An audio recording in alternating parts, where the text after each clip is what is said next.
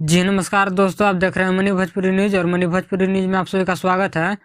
दोस्तों, आप सभी को बता दूं कि हिट मशीन खेसारी लाल यादव का एक और सॉन्ग आ रहा है, जिस सॉन्ग का पोस्टर अभी अभी लॉन्च किया गया है, जैसे कि आप लोग स्क्रीन पर देख सकते हैं। और इस सॉन्ग का नाम है बेलगाम ना होखा और इस सॉन्ग को लिखे हैं आजाद सिंह और म्यूजिक दिए हैं ओम झा।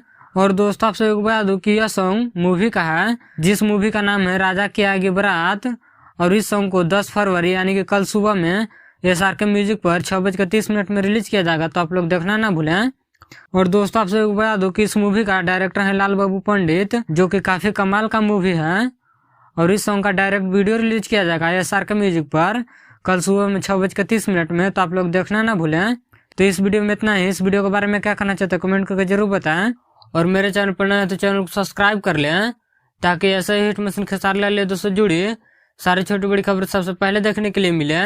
तो मिलते हैं अगले वीडियो में, तब तक लिए जय हिंद।